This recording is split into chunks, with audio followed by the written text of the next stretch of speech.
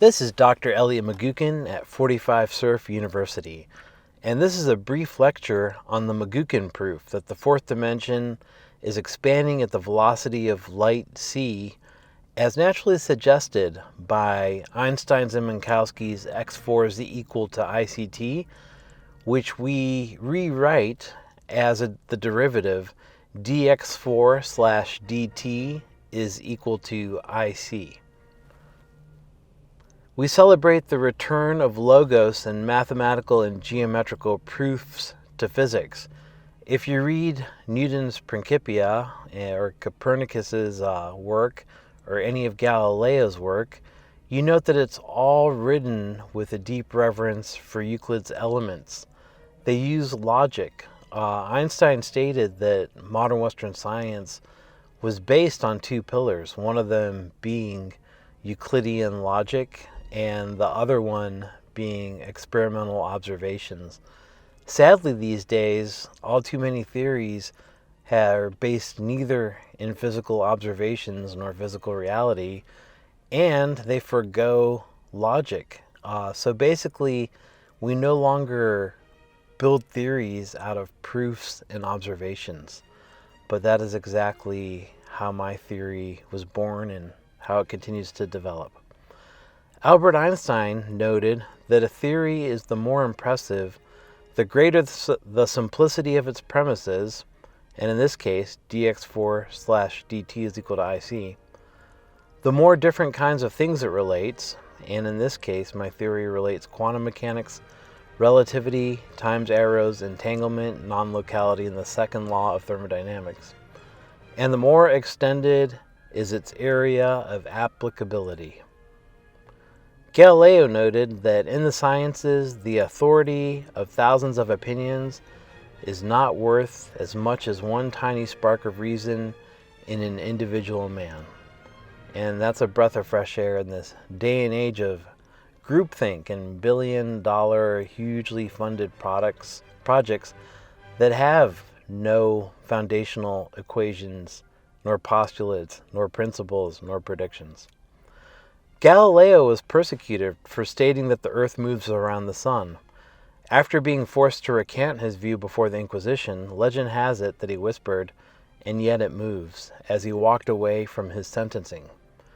And so it is that proposing a hitherto unrecognized motion, such as the motion of the fourth dimension relative to the three spatial dimensions, is a most dangerous and rebellious undertaking. Thankfully, we have formal logic, geometry, and mathematics on our side, as well as physical observations. We have the empirical observations spanning physical phenomena in quantum mechanics, relativity, the second law of thermodynamics, and time and all its arrows and asymmetries.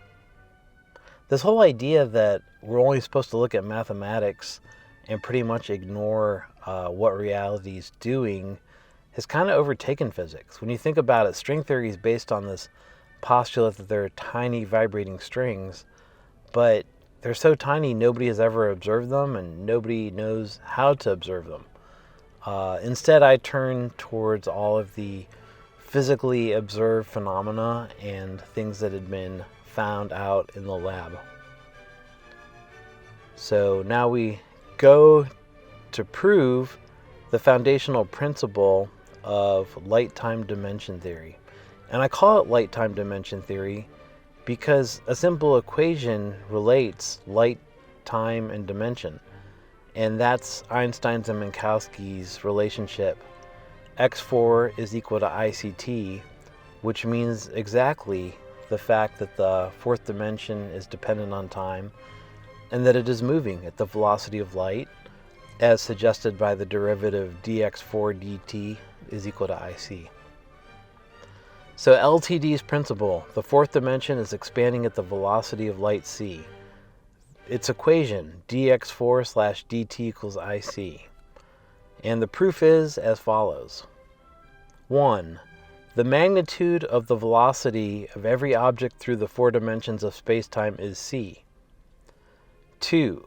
The faster an object moves through the three spatial dimensions, the slower it moves through the fourth dimension. 3.